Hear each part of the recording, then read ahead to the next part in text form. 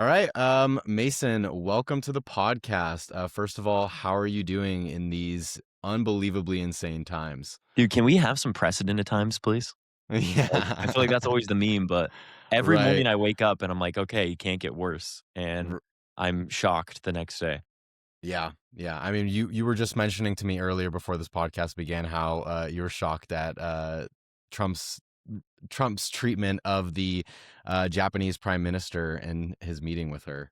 The craziest part is she gives Trump everything that he wants. Like, that's one of the leaders internationally that's probably has the strongest ties with Trump as far as, like, meeting his negotiating standards and everything that he wants.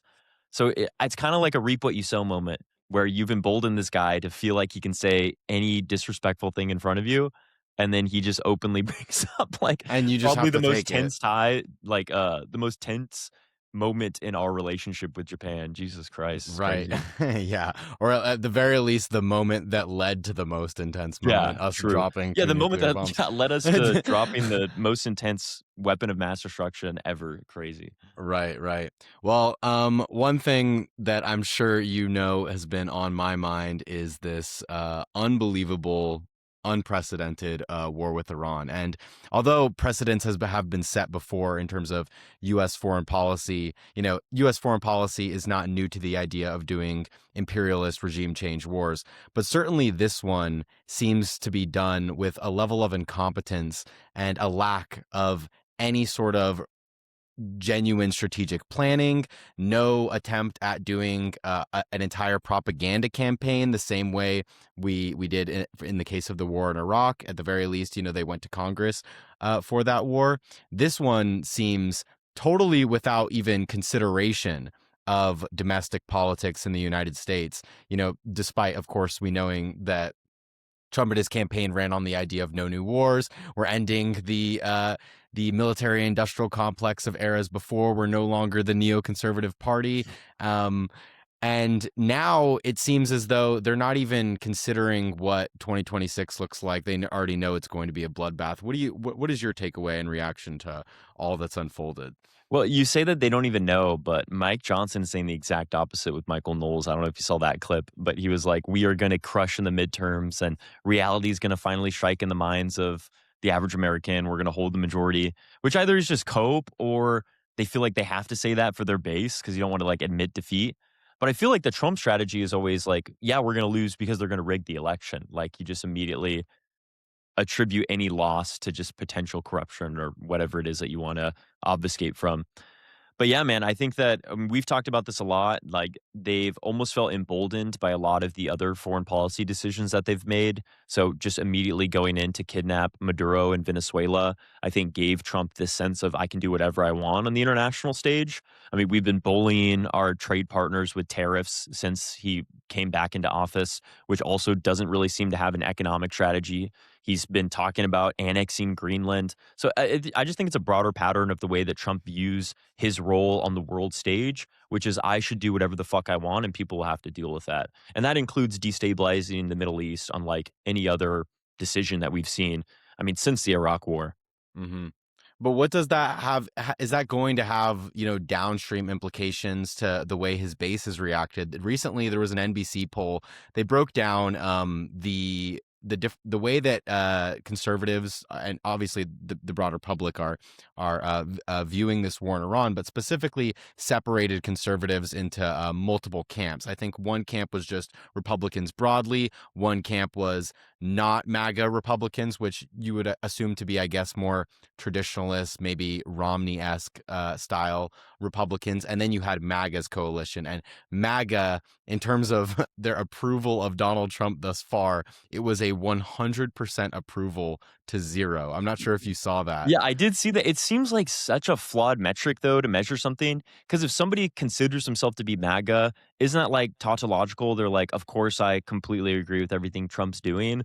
And vice versa. Like, if somebody disagrees with what Trump's doing, they'd be like, I'm probably not MAGA. I just feel like it's such a flawed metric. You would Like, think so, but wouldn't Marjorie Taylor Greene be someone who like would unabashedly identify herself as being a part of the MAGA movement and has now been Yeah, that's an ousted as one interesting of like the conversation. primary dissenters. But I guess it's also just this broader pattern of we're seeing media figures within the right, as well as a few politicians here and there, like Thomas Massey or Mhm. Marjorie Taylor Greene, and then but their dissent is not really reflected in how the average Republican views Donald Trump. I think that the Trump administration, especially the second term, and you and I have talked about the difference between the first term of Donald Trump, which was a pretty generic neocon administration with just like some flamboyant tweets and some other weird decisions as well. But this administration is just completely lacking of any coherent worldview or like philosophy or ideology.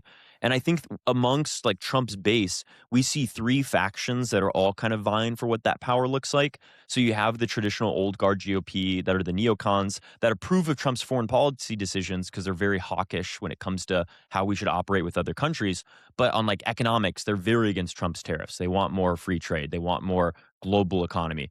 Then you have the MAGA movement, which is exactly what you said, which had leaders originally when it rose to prominence, which was that right wing populist, very anti immigration, but very anti neoconservative international wars. They really want to focus on domestic policy and what helps the stock of this nation, which is typically white people or the Judeo Christian values that they allude to. But I think that that has even had a metamorphosis with like people either staying with Trump fully, the MAGA, which I think now represents like Benny Johnson, who no matter what Trump does, he will be cheerleading for him. He wants to be invited to the White House. He wants to be the spokesperson. Same with Pete Hegseth. Same with like Tim Pool. But Or then even the late Charlie Kirk, if I may add. I think Charlie 100% would have completely flipped on all of the issues that he claimed was so principled for him, which was, yeah, endless wars and blah, blah, blah.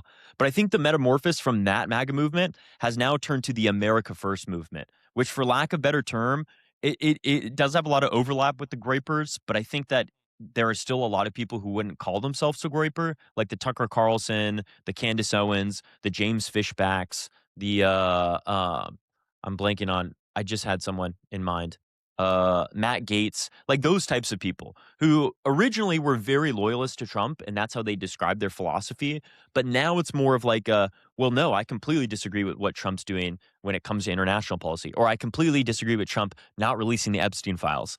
That's Right. become like its own faction where they still hate the old guard, but they're definitely like becoming their own self identity, where they want a new populace to take the mantle from Trump, and they're pointing to Trump as what like losing looks like. A person who seemed to be a populist who's completely corrupted by like establishment politicians. Right. It's more of like this genuine ideological commitment to, I guess, nationalism, isolationism, etc., nativism, for lack of a better term. Mhm. But it again, it's odd that it's not reflected whatsoever in the polling. And I mean, do you take Mike Johnson's comments to be sincere? Because I don't see how the Republican Party leadership sees the midterm going any which way. And I think you're right that they will more likely than not accuse the Democratic Party of committing voter fraud or rigging the election. But there has to be some sort of domestic consideration in what these next midterms are going to look like. And so, yeah, what do you see for this upcoming 2026 midterm election? I mean, there's a reason why their biggest priority right now, or what Trump's saying his entire administration hinges on, is the SAVE Act. Because if they were to ever get that legislation passed, it would almost guarantee Republican supermajorities across the country. Not only is it voter ID, but it's requiring people to have their U.S. passport with them, their birth certificate. It can create a lot of weird hangups and barriers for people to vote who have like changed their name because they've gotten married, or trans people specifically. They just rewrote the bill a couple days ago, and when they reproposed it to the Senate, it included saying that gender is something that is assigned at birth, like you are what your chromosomes are biologically. Which is, I thought this was a voting bill. Why are we trying to also shoehorn that type of ideology in there?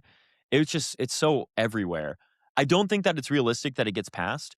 You even have like Republicans like Tom Tillis and I think it was Jim Jordan who said this is a distraction. Even if I might agree with everything in the SAVE Act, we'll never get it passed with the filibuster.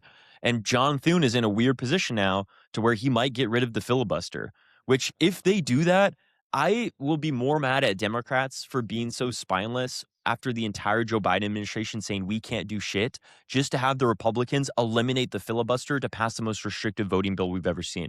Like, what the fuck are we doing here? So I completely agree with you where if the election were today, Republicans would be blown out of the water. And you're even seeing right wingers like Nick Fuentes urging his followers not just to abstain from voting for Republicans, but vote for Democrats. A lot of people in that America First movement want to see Republicans suffer, and that is by making sure that Democrats get a supermajority in Congress. Right. And I think one frustration though you and I share is oddly as terrible as Republicans are making it for themselves by going into an incredibly unpopular war from the onset. Like one of the most unpopular wars from the onset in American political history. It took over like well over a decade after the war in Iraq to reach this level of unpopularity. I can only imagine as soon as the salient effects of gas prices are and broader inflation begins to really impact the average and everyday American. How unpopular this is really going to look as a disdain on Trump's record, but nonetheless, it feels as though there hasn't been this clear leadership on the Democratic side. You and I recently talked about, or we went over a video of a friend of ours, Josh the Progressive, speaking with Josh Shapiro on whether or not the Democratic Party needs to be firm in an ideological opposition into becoming the no war party, the anti-war party, the pro-peace party, and standing against this as a matter of principle. But we haven't necessarily seen that from the likes of Josh Shapiro to other members in Democratic leadership. Instead, it's been more about procedure, right? It's been Yeah. more about why did Trump do this without just referring to Congress first? Well, now technically he can argue that he referred to Congress because they did, I think it was introduced by Ro Khanna, they did try to pass a bill to stop the war in Iran. It failed. So Yeah, there you the go. War Powers Congress, Act, yeah, literally. Congress has now been deferred to, but oh well, now this war is bad because well, we don't have a clear objective and it wasn't strategically well planned, which is all true. But that shouldn't be the central point as to why we're in opposition to this, right? We should be in opposition to this even if it was thought out clearly and concisely because No, it's an illegal war this of should aggression. literally be a slam dunk argument, and the fact that any Democrat is slipping on this messaging, it just shows the incompetence of specifically leadership, because you're right, everything is Donald Trump's fault. This war would have been great if we had a more competent leader that was in the command chair. If somebody went through Congress and we were all unified and wanting to kill Iranian children, that would have been all good and dandy, but it's because Trump did it unilaterally that makes it bad. And that type of messaging, it one shows that you're not principled, especially to the large contingent of the electorate who's saying, yes, we want to end these wars. You need to reclaim that mantle. You need to become that anti-war party, the diplomacy party, the party that actually wants to work through negotiations and conversations instead of just empowering weapons manufacturers to make more money. Right, right, absolutely. Well, there's one thing I wanted to go over with you, and I'm not sure if you've seen this, but Tulsi Gabbard recently testified in front of congressional members. John Ossoff actually questioned her specifically as the director of national intelligence. She was questioned on whether or not Iran posed an imminent nuclear threat, as the White House very quickly said in the immediate aftermath of starting this war on aggression. So we're going to go ahead and take a look at that. The White House stated on March 1st of this year that this war was launched and was, quote, a military campaign to eliminate the imminent nuclear threat posed by the Iranian regime, end quote. That's a statement from the White House. Quote, the imminent nuclear threat posed by the Iranian regime. Was it the assessment of the intelligence community that there was an imminent nuclear threat posed by the Iranian regime? The intelligence community assessed that Iran maintained the intention to rebuild and to continue to grow their nuclear enrichment capability. Was it the assessment of the intelligence community that there was a, quote, imminent nuclear threat posed by the Iranian regime, yes or no? Senator, the only person who can determine what is and is not an imminent threat is the president. False. This is the worldwide determination. threats hearing where you present to Congress national intelligence, timely, objective, and independent of political considerations. You've stated today that the intelligence community's assessment is that Iran's nuclear enrichment program was obliterated and that, quote, there had been no efforts since then to try to rebuild their enrichment capability. Was it the intelligence community's assessment that nevertheless, despite this obliteration, there was a, quote, imminent nuclear threat posed by the Iranian regime? Yes or no? It is not the intelligence community's responsibility to determine what is and is not an imminent threat. Okay. That is up to the Here's the president problem. based on a volume No, of it is information precisely that he receives. it is precisely your responsibility to determine what constitutes a threat to the United Can we States. pause This real quick? worldwide. Dude, how can you, as the sitting director of intelligence, openly tell the American people, I don't have any intelligent interpretation of what's happening? I wait until Exactly. the president tells me what to say before I give my. That's fucking crazy. I mean, it's a lie. That's fundamentally what it is, Yes. because the intelligence community's annual threat assessment last year, just a few months before the 12-day war, was that Iran does not have a nuclear weapons program. And Yes. there's something very interesting, if you notice, about her answers when he asks about there being an imminent nuclear threat. She says that they're going to increase their nuclear enrichment capabilities, but that's not the same thing as actually having a weapons program. Yes, So exactly. very clever with her words. And then she says that it's not the intelligence community's job to determine an imminent threat, it's just the president's job to do so. But what I find just so fascinating about this clip is Tulsi Gabbard's career up to this point in her pivot to becoming a part of the MAGA base and a part of the MAGA movement was built on the idea that MAGA was going to be the anti-war movement, that it was going to be a difference from neocons on the past. And now she should be humiliated and should Yes, feel and it wasn't even humiliated. just that she was anti-war. She sold merch that said "No war in Iran" specifically. That was like a cornerstone of her saying that we need to control ourselves in the Middle East because we will lead to an increased conflict, specifically with Iran. It is fucking insane that she did not resign. And I hate this guy, Joe Kent, but at least you can respect Joe Kent for resigning, saying, no, we actually knew that Iran was not an imminent threat. He's openly told people that in multiple interviews, which is why he's being investigated by the FBI now.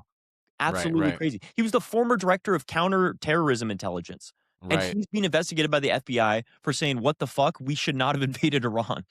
Yeah, and now Trump is saying that he was terrible on Yeah. counterterrorism intelligence. So what, you appointed someone who was terrible at it and didn't fire him knowing that he was terrible at his job at counterterrorism intelligence, something Yeah. that is, very vital to like the national security of American lives. Yeah, Yeah, I love looking at Trump's track record with calling people terrible. People like Jerome Powell, Mike Pence, Jeff Sessions, like all these people who must have been appointed by some idiot because they're so terrible. Oh, it right. turns out it's Donald Trump that appointed all of those people. Right, exactly. But it's just, I mean, like, it's similar to Tulsi Gabbard, but in other people within the administration. Pete Hegseth, right, called himself what was it, a recovering neoconservative.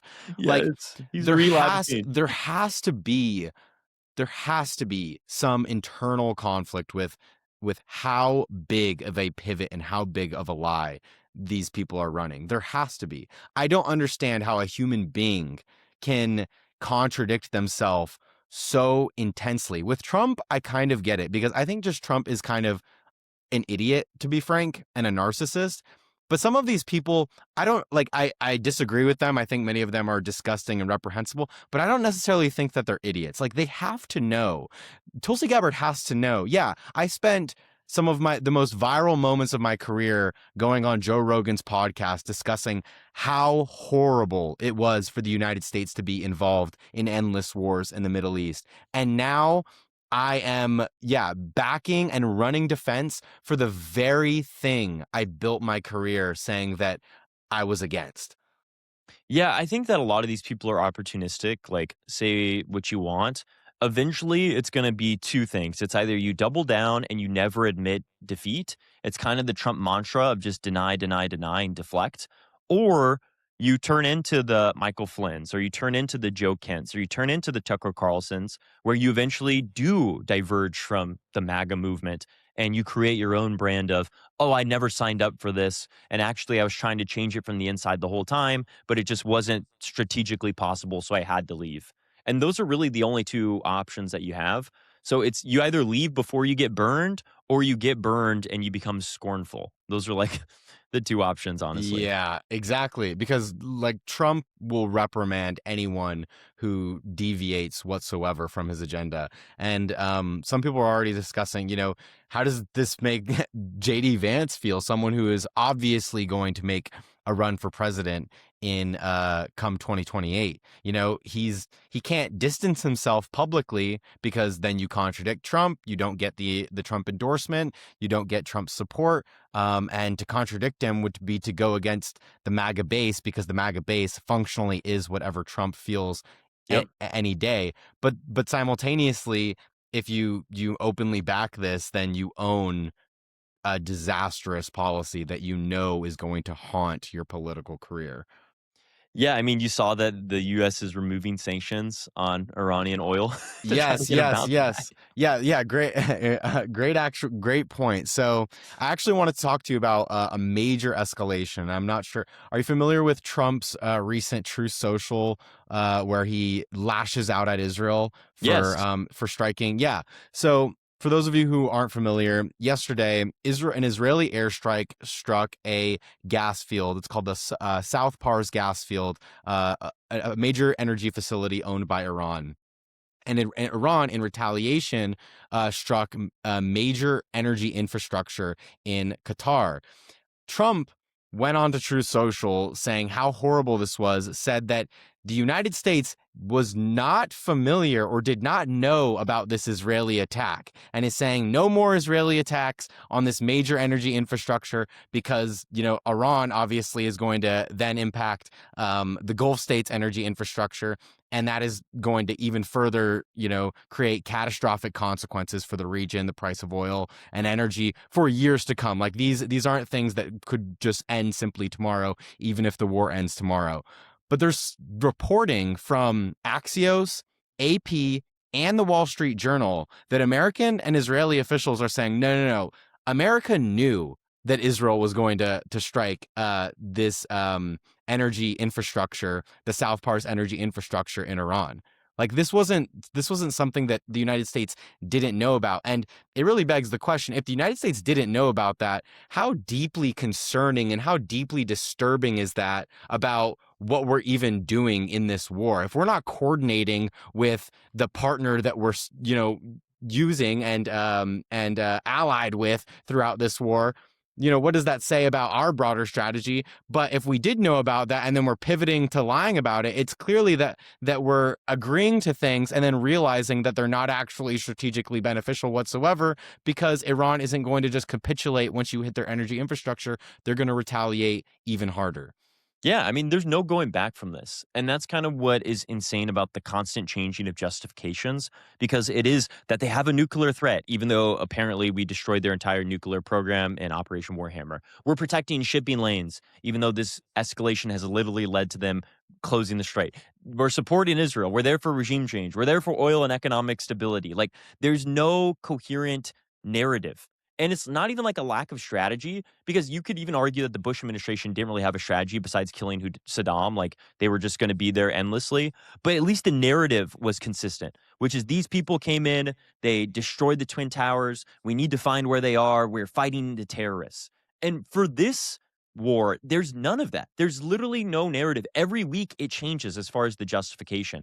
And I think that's what's so upsetting, even to those that are strong, loyal Trump supporters, is it's like, how can I even buy into the propaganda if I don't know what the propaganda is? Like, I don't know what I'm supposed to be repeating to people besides just Trump has a plan. We have to trust Donald Trump. If you can hear me, save America from Iran. That is the only thing that these people are holding on to. It's fucking insane. Yeah, they're telling the propaganda has ranged anything from, like you mentioned, nuclear capabilities to saying things like, "Will they chant death to America?" I'm sorry. So we Since need to when? kill them. Yeah, since when did speech become violence? I'm sorry. I thought this was Crazy. yeah, literally. And that's something that I heard, by the way, from Jubilee conservative on the matter. He was saying, "Yeah, we have to go because one of the things they do is chant Name death names. to Who was it? America." It was Micah. Oh my God, Yeah. dude. They're always trying to pursue nuclear weapons. Immediately when he said that, I was like, okay, you have no idea what you're talking about. No idea. Then he says they chant death to America, and then he's like, oh well, they've killed like American personnel in the I think he just said they've killed thousands of Americans, but it's like, can you even provide me any context of when the IRGC has killed Americans? Are you talking about killing Americans in America? Because I guarantee Nope. you're not going to find any instance of that. No. Yeah, it's American bases that Yeah, surround can you Iran in the believe the region. 20 US military bases surrounding them? Yeah. They're a threat? Crazy. We're just Right, there to right. be friends. We're there to be homies with them. To then the other justification being, well, we have to, rescue the Iranian people from this Oh brutal my God. regime, despite U.S. intelligence reports now indicating that Iran, predictably so, has consolidated power, and all of the people coming out of into new leadership positions are going to be more hardline than previous positions. So, Yeah. if Iran comes out of this, which I very think is likely the case as of now. I think that strategically they're inflicting a cost on the United States that we're not going to want to last in the long run. So we're eventually going to need an exit strategy.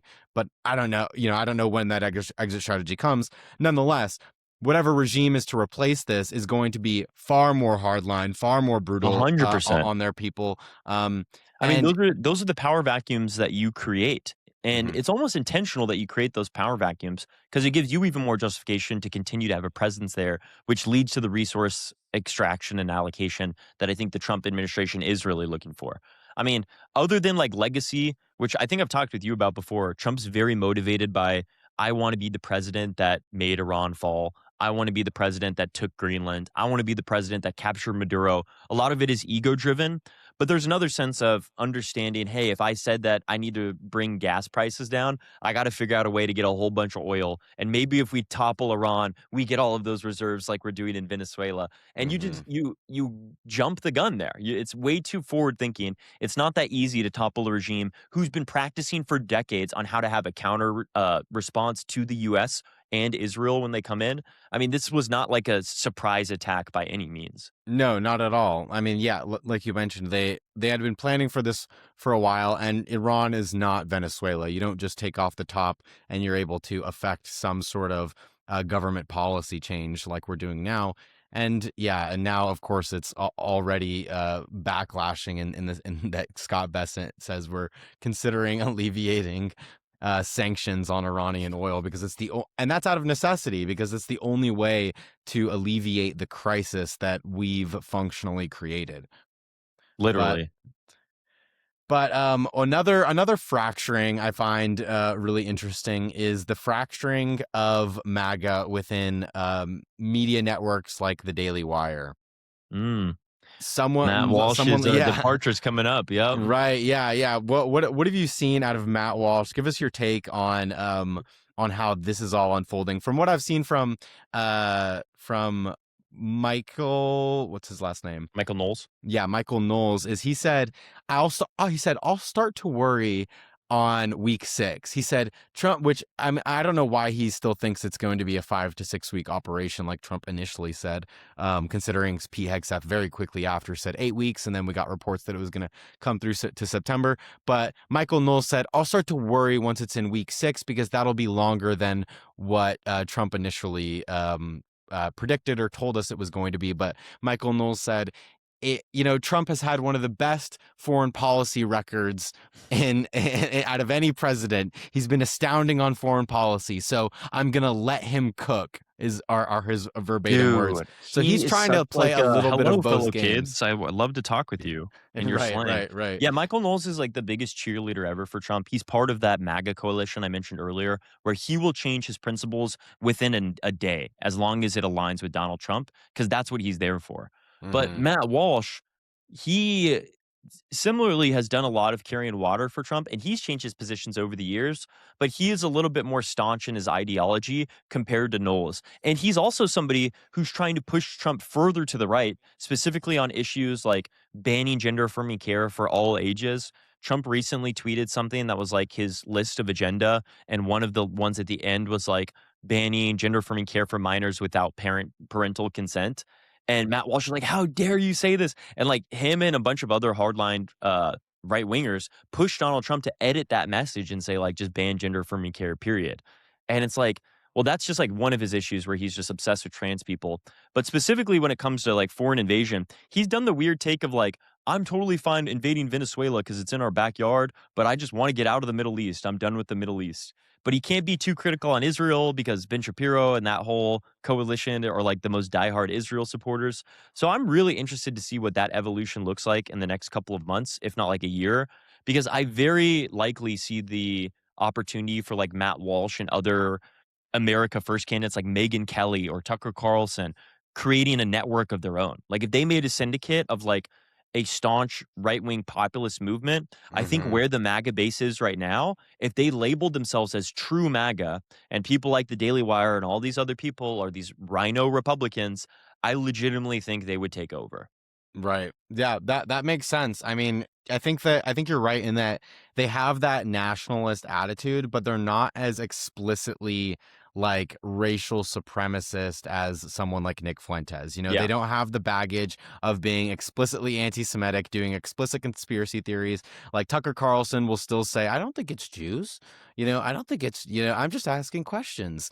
um, Yeah. but so they don't have that, yeah, that explicit element, but they can still do all of the same sort of ideological talking points of isolationism, nativism, but I guess expansionism and imperialism just within the Western Hemisphere, which it's like, Yeah.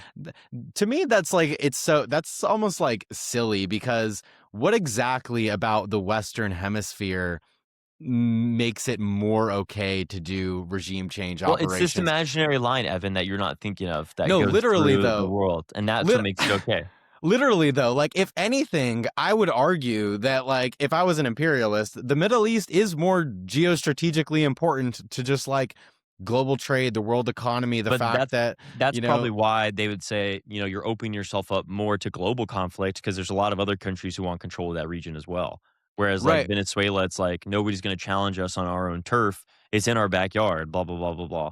And I think that's like the idea of a lot of these imperialist people is like as long as we completely annex and take control of the country, they're a-okay. But if we have to do this like assistance where it's going to be more difficult or it's going to be too hard, then we shouldn't go for it. I Which is think, stupid as yeah. hell. It's a dumb, incoherent ideology. But I think that's like what they would argue is like, well, it was easy to go in Venezuela, but it's not easy to go in Iran. I think part of it too is they've maybe assigned so much like negative, like negative feelings towards the war in Iraq and the war in Afghanistan. It's really hard for them to backtrack on that. Like, obviously many other Trump supporters have done. It feels it's not quite right to them to want to go into another war in the Middle East. That, and then I think that even the bigger thing is, I think that they really don't like the idea of helping Israel, because there is, this idea of foreign influence, and Yep. that if it's not in it, that and that essentially interest and national interest is zero sum, right? And if we're Right. doing anything that helps this very controversial ally Israel, then it must not be in our geopolitical interest, because it seems to be helping them at the very least more so than it's helping us, when it's of course putting American troops at risk in the region. Right. Yeah. Yeah. I really think, I mean, there's no real foundation that we can point to as like why they're believing what they believe. It really does just kind of change on the dime. And I honestly wouldn't be surprised if Matt Walsh eventually accept this war within the next couple of weeks. Because even though he's been critical of it, he's more so been towing the line of like, well, I just want someone to explain to me why this is so good for us. Instead of like the Nick Fuentes or Megyn Kelly, like Trump is a traitor, he's abandoning the America First movement. Like Matt Walsh is that bridge of like, I'm still Daily Wire, but like let me try to speak to these people more. I'm the rational guy that can translate what it is that we're fighting for over here. Right, right, right. That makes sense. All right. Well, is there anything else that has been on your mind before we go? What have you been interested in as of recently and speaking on your stream? Dude, I mean, I feel like the Iran war's taken up so much of the media coverage, but I think the Jared Kushner private equity firm that he's been getting Saudi Arabia to invest in is pretty like blatant conflict of interest. I also don't know how any MAGA people support that. Hmm. But it really is just like the thing of why shouldn't people in positions of power be able to make a little money if they're so successful? Like they attribute building wealth as like a metric of success already, which is why they glaze people like Elon Musk so heavily. Hmm. And I think that they It's like think, a metric of good moral character to them. You know, yeah, it's an seriously. attribute. It's an attribute of being almost like a fundamentally virtuous person to Which be is weird successful. because they are also like, "Oh, Nancy Pelosi does congressional stock trading, and so that's so bad. How dare she be so Yeah. corrupt?" But it's like, is it really like the D and the R that makes it moral for you? As soon as you see Jared Kushner or Trump Jr. and Eric Trump enriching themselves with stablecoin and a cryptocurrency venture, like, where's the consistency? I fail to see that. Yeah, yeah. From what I've seen, I think so much of them attribute like corruption politics to be almost too convoluted, and because both sides technically do it, it's basically like up in the air as to what is technically worse, and so they don't have like Unless a it's clear advantageous vision. for me to criticize a Democrat right now, then I'll Right, do it immediately. exactly. Exactly. Well, Crazy. thank you so much for coming on. Tell us where we can find you. Yeah, you can find me at One Hand Politics on all socials. That's Twitter, or sorry, X, Elon, if you're listening, Instagram, TikTok. I don't really use TikTok anymore. Have you been posting on there still?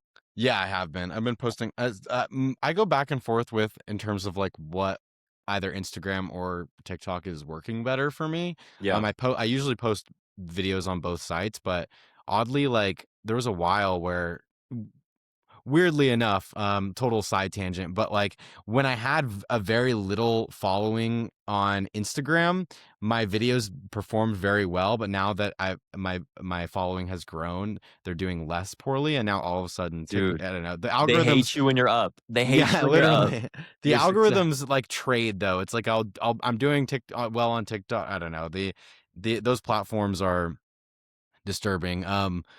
Yeah, and now we have Ellison taking over TikTok, so we'll see how that changes Let's the algorithm as go. well. My boy Larry. No, I'm Yeah. mostly on Twitch for those that want to find me, which I'm streaming on right now. Shout out to my Twitch chat who I've been ignoring for the past 40 minutes.